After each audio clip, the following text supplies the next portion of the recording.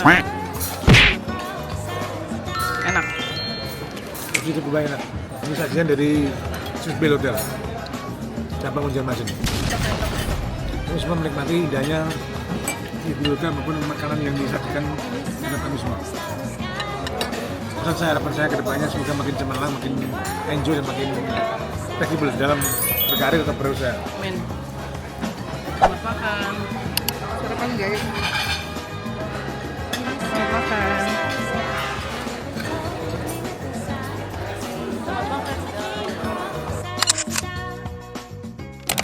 Alhamdulillah bisa sholat langsung, sholat Jumat langsung perdana di Masjidil Haram dengan view Ka'bah. Masya Allah, Masya Allah, view Ka'bah. Dapat saf di pinggir jalan.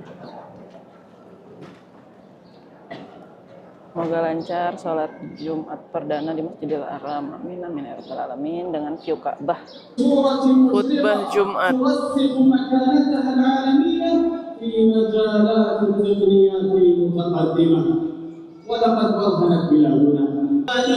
Khutbah Jumat di Masjidil Haram. Alhamdulillah alladzi sakhkhara lana hadhihi al-wasail wa min adawat lil-wisal ila wasail lil-izal wal-intisal.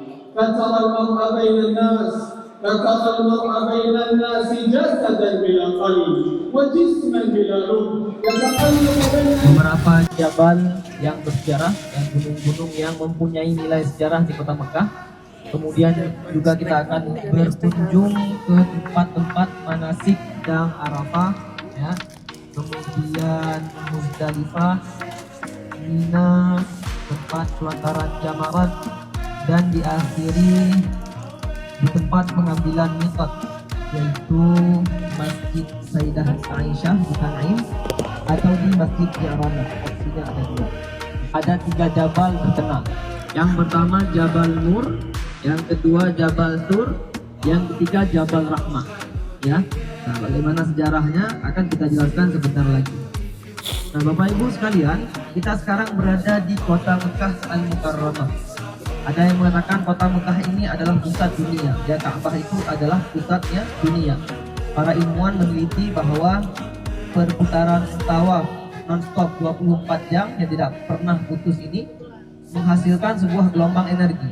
Ya, karena memang manusia itu melakukan tawaf 24 jam tidak pernah berhenti kecuali hanya ketika pelaksanaan sholat fardu.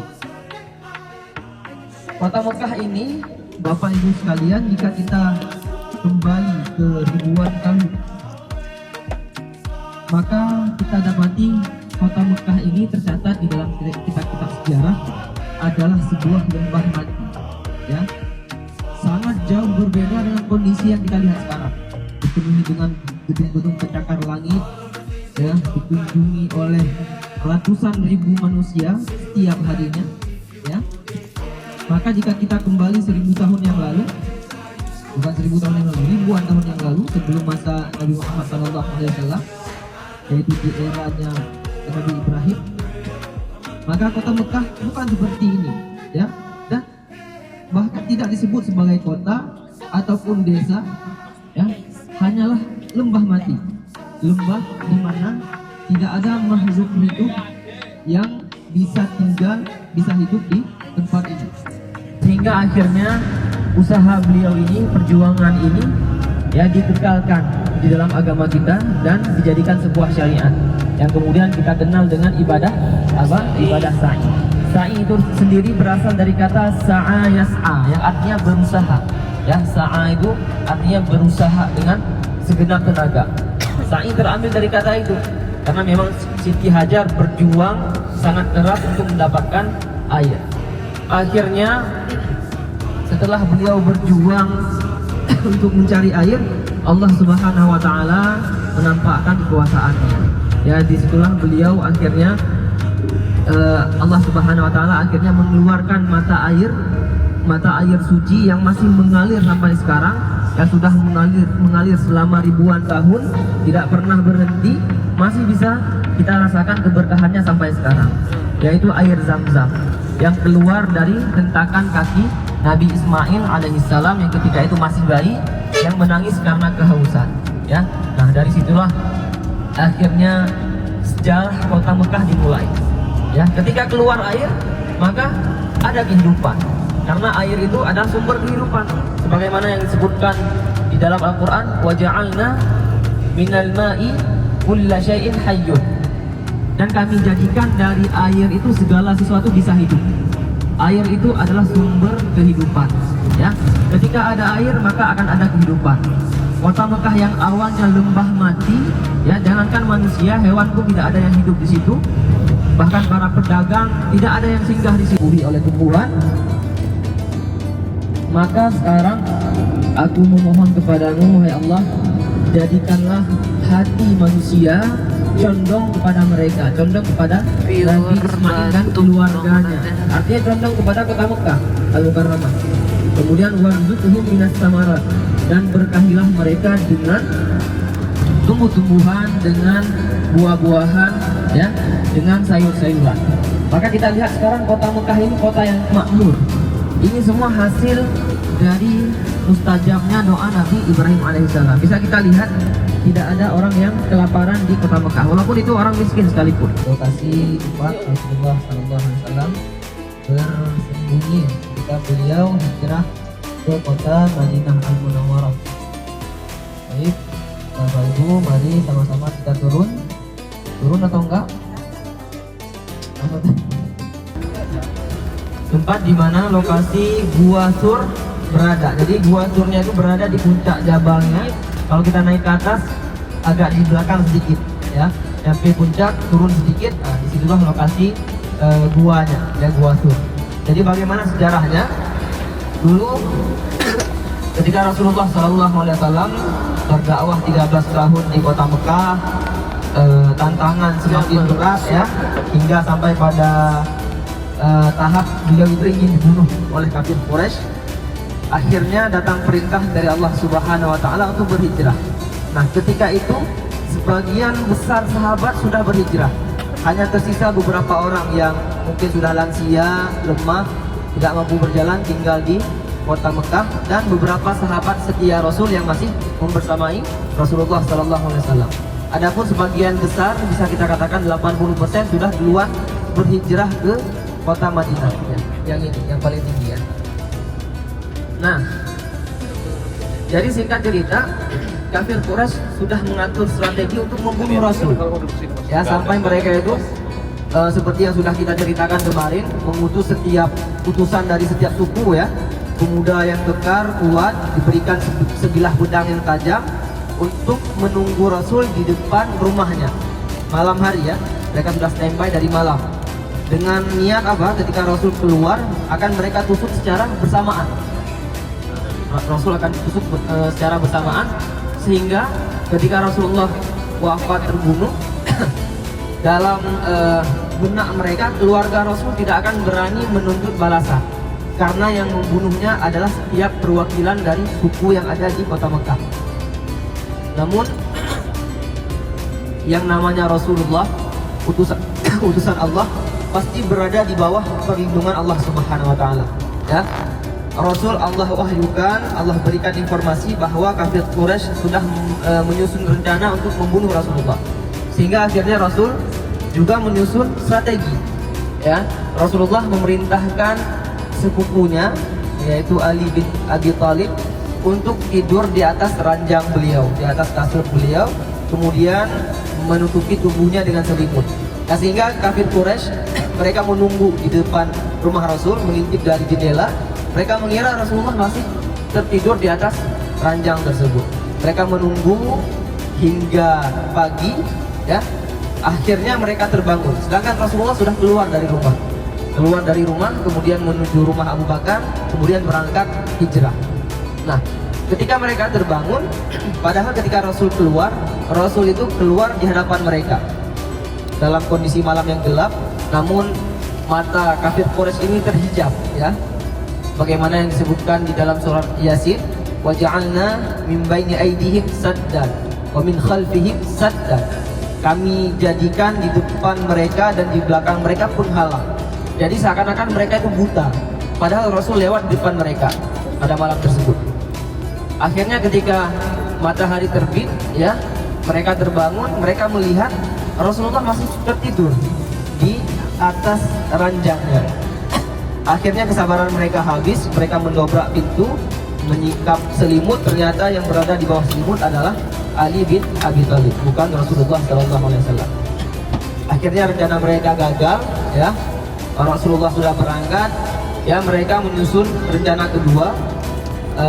Mereka mengutus ahli lacak, ya, yang akan kita berikan ilmunya sebelum kita meninggalkan lokasi.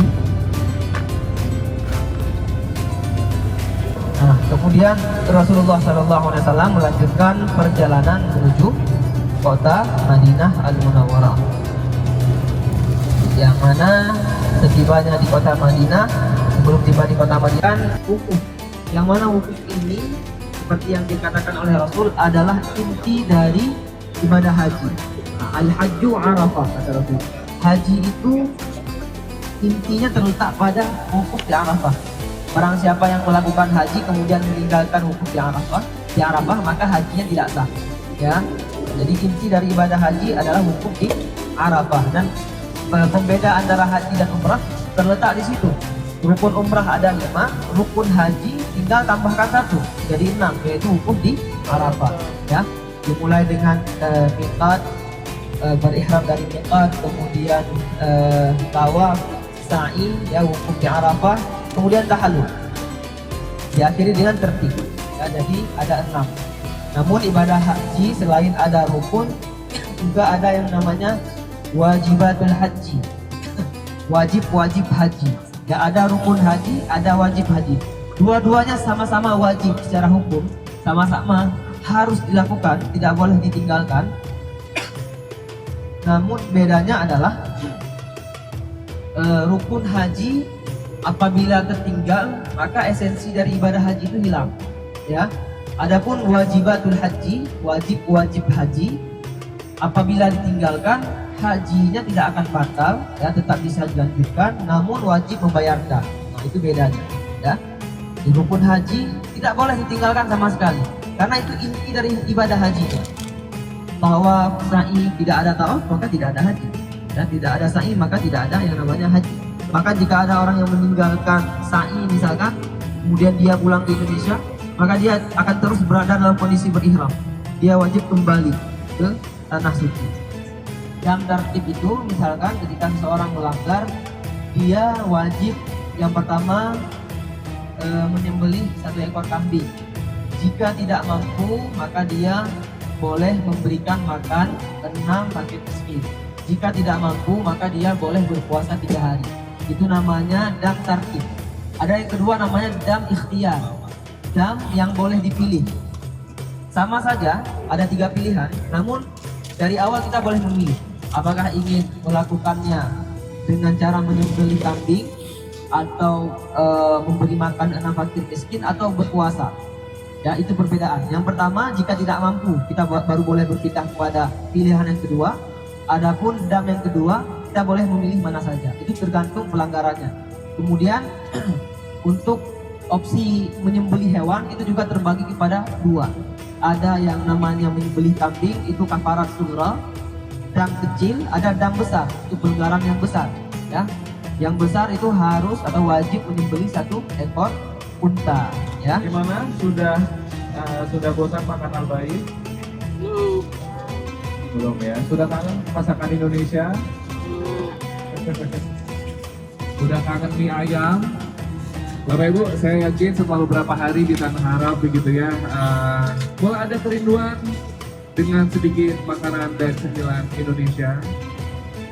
Kalau kemarin sudah kemarin sudah ada, kemarin sudah dapat martabak manis. Gimana kalau sore hari ini kita tambah cemilannya dengan siomay? Kalau makan aja bangun semua. Emang harus dipancing makanan ini baru pada bangun ya. Bapak Ibu mau siomay? Oh. Kita cek dulu suaranya ya. STH 231. Keren. Gagal. Ulangi lagi, sekali lagi ya. Kita cek kata-katanya apakah sudah berubah atau kebalik-balik atau enggak ya. STH Umrah 231. Keren, sehat, mudah, tua. Mantap, semua dapat ciuman. Mantap. Akan berangkat menuju ke tempat manasik selanjutnya, yaitu Muzdalifah, untuk menginap di sana 1 malam, kemudian lanjut ke Mina untuk menginap 3 malam pada tanggal 11, 12, dan 13 Zulhijjah. Nah Bapak Ibu, di tengah-tengah padang Arafah ini terdapat sebuah jabal yang dikenal dengan Jabal Rahmah, yang sering kita dengar, yaitu Jabal Rahmah. Rahmah berasal dari kata rahimah yang artinya mengasihi, menyayangi, ya. Sehingga Jabal Rahmah ini bisa kita artikan sebagai bukit kasih sayang, ya.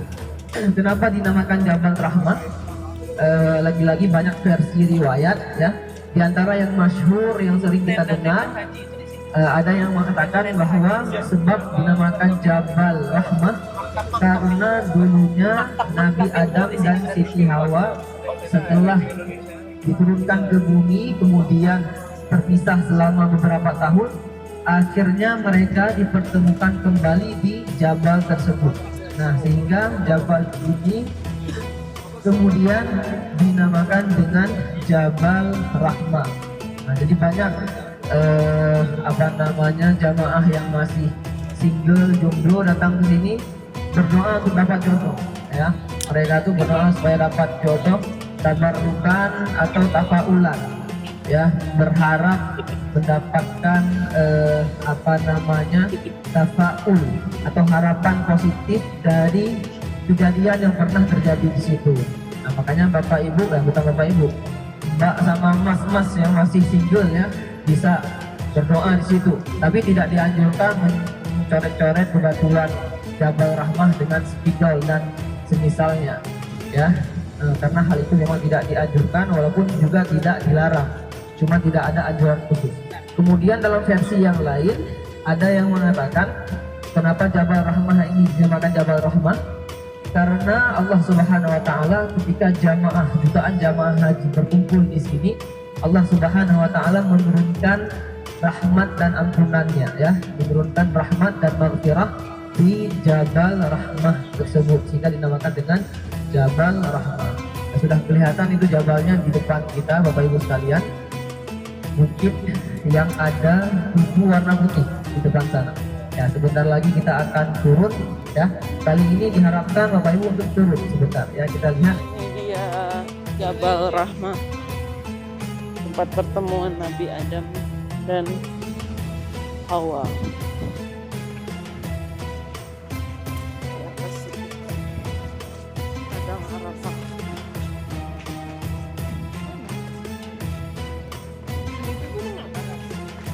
Jabal Rahmah. Ini Jabal Rahmah, tempat pertemuan Nabi Adam dan Nabi Siti Hawa,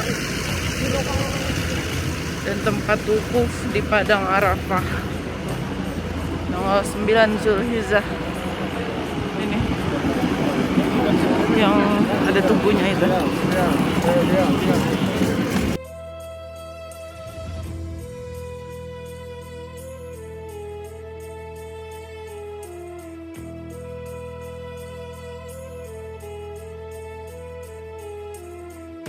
Jabal Rahmah.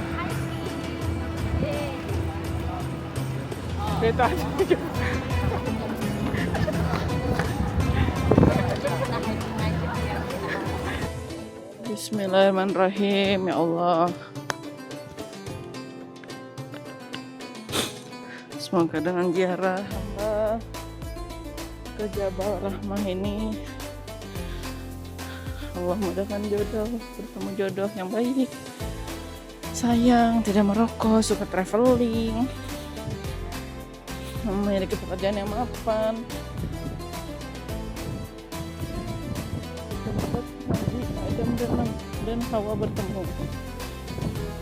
Semoga segera hamba dipertemukan dengan jodoh hamba. Amin ya rabbal alamin.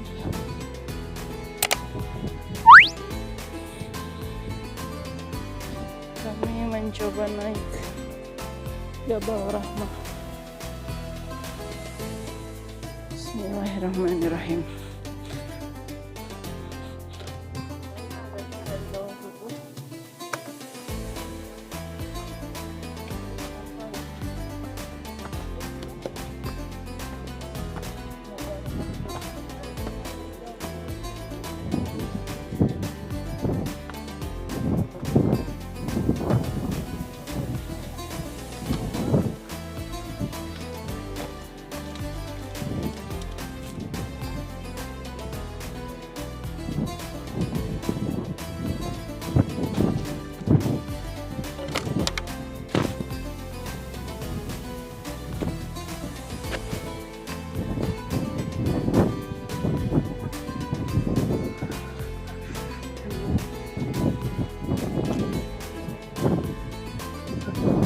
Bukit lainnya. Ini view-nya. Tadi kita ada di bawah fotograf.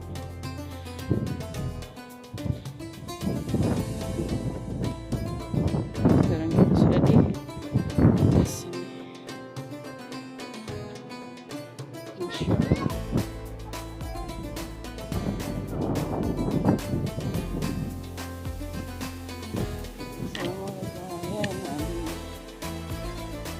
Mungkin 0,001% jika kita bandingkan dengan panasnya padang mahsyar. Karena dalam sebuah hadis, dalam sebuah riwayat dikatakan dunia ini adalah sepersekian persen atau 1 dari 99% panasnya api neraka ketika musim haji. Dan ketika musim haji di sini ntar akan dipasang juga tenda-tenda untuk jamaah haji bermalam di sini. Mereka akan menginap 1 malam di sini. Setelah melakukan wukuf di Arafah, jamaah haji akan bergerak kemari dan menginap 1 malam. Kemudian dari sini jamaah haji akan bergerak ke Mina. Sebelum mereka bergerak ke Mina, mereka akan mengumpulkan kerikil di sini. Dan biasanya pemerintah Arab Saudi akan menyediakan banyak batu kerikil di area ini untuk dikumpulkan oleh jamaah haji, kemudian dibawa ke tempat pelantaran jamarat untuk melakukan pelemparan jamrah Aqabah, Jamratul Kubra, Jamratul Wusta dan Jamrah Al-Kubra. Ada 3 pelemparan jamarat.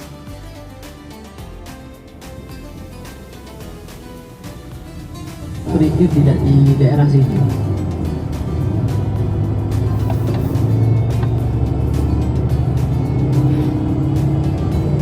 Batu kerikil. Batunya.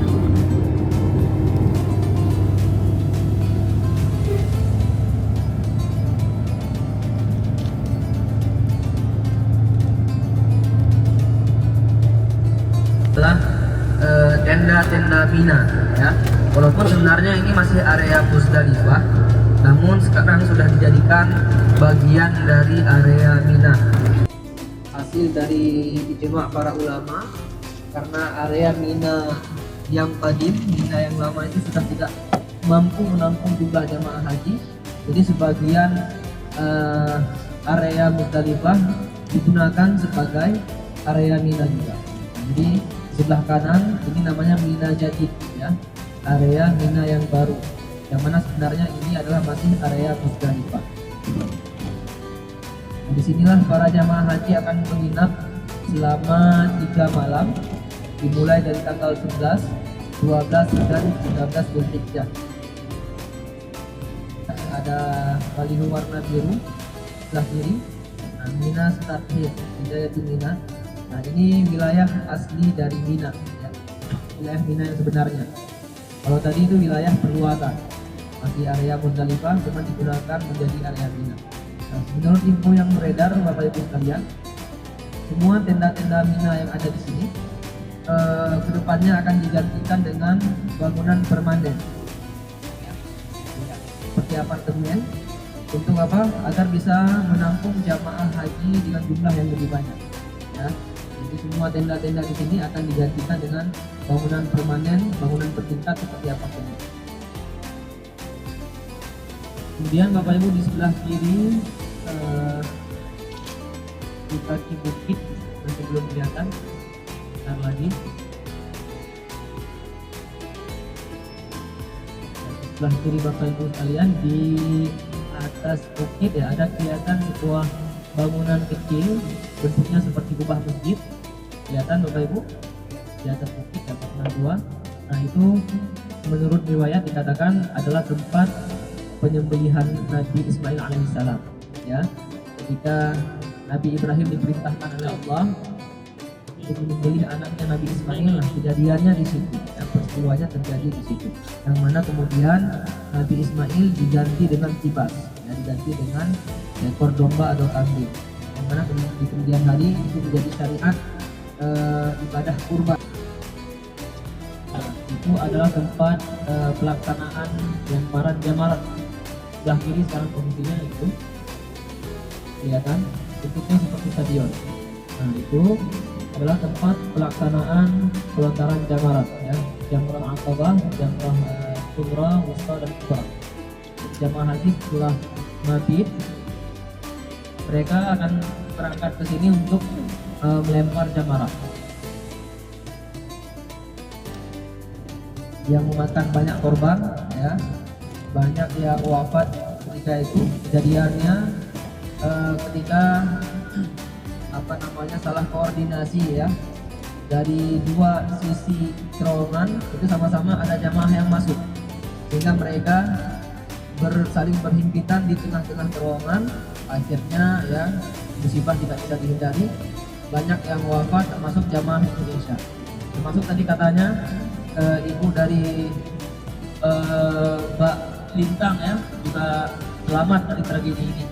Beliau juga berada di sini ketika tragedi Mina terjadi. Ya lokasinya di sini. Makanya Bapak Ibu jangan heran mengapa petugas di Masjidil Haram itu ya agak sedikit sangar dan kasar-kasar ya. Kita harus memaklumi karena memang mereka itu ya menghadapi ribuan manusia per harinya.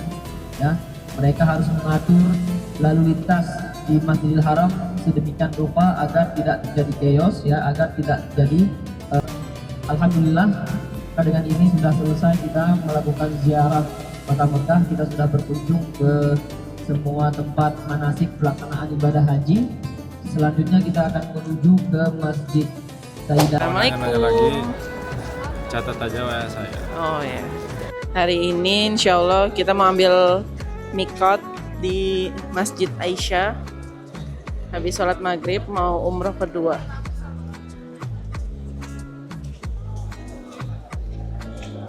Semoga lancar umroh keduanya.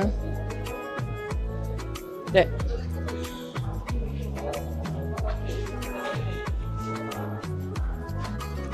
Tadi dapat teman,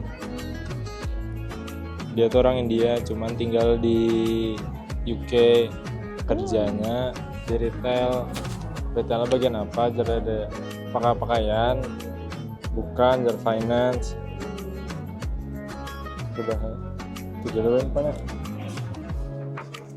Nah, ngarannya Maz. Assalamualaikum, Maz here. Cek. Oh, Hari ini habis ini kita mau kita ambil mikotnya di mana nih Mas? Masjid Aisyah. Masjidnya ini udah kayak tetanggaan gitu sama Tanah Haram.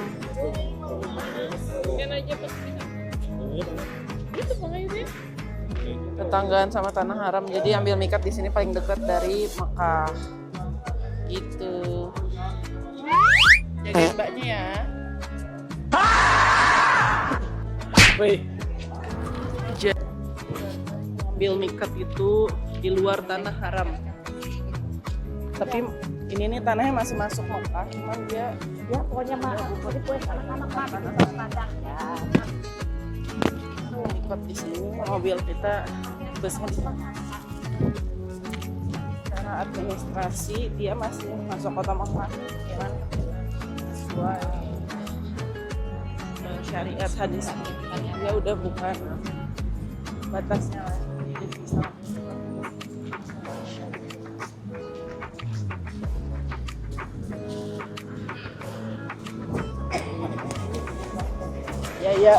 ya yang ngebadalin abah, opah, Caca ngebadalin oma, ada yang ngebadalin mama. Semoga dilancarkan ya Allah, amin. Itu jam-jam towernya udah kelihatan. Terus tadi di sini juga ada bus kayak bus dari pemerintah gitu, bus umum. Jadi bisa kalau kalian umroh mandiri pakai bus umum itu kalau mau ambil mikat. Alhamdulillah selesai kita sa'i. Saatnya memotong rambut Salsul. Nah pegang, potong rambut. Kita gundul.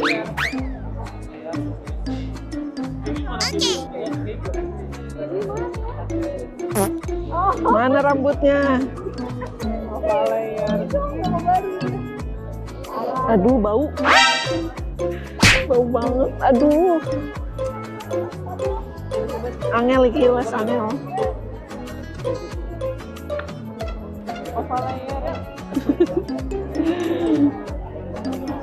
Kepalanya kan kulit jauh cong.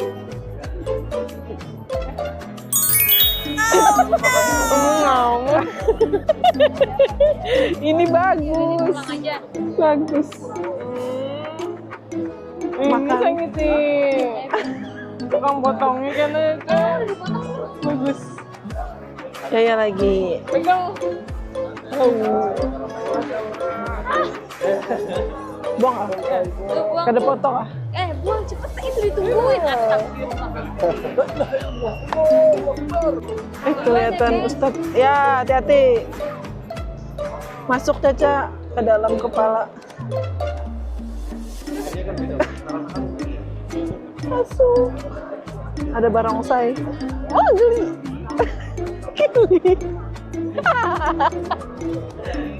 Geli. Dikit amai. Ini rambutnya dikit.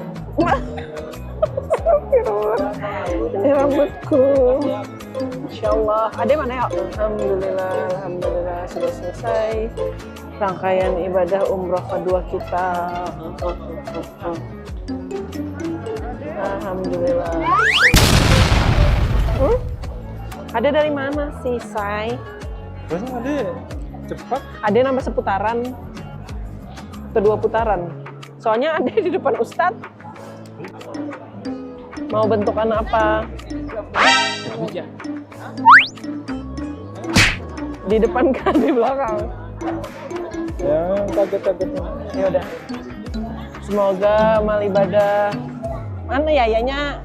Semoga amal ibadah ba'dal sa'i kita diterima oleh Allah. Jangan di depan gini. Wih, banyak mengajak. Ada. Wih. Kada ini guntingnya tumpul. Ya Allah. Dikit. Nah.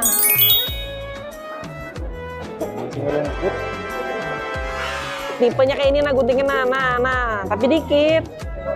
Nih guys. Masya Allah. Alhamdulillah.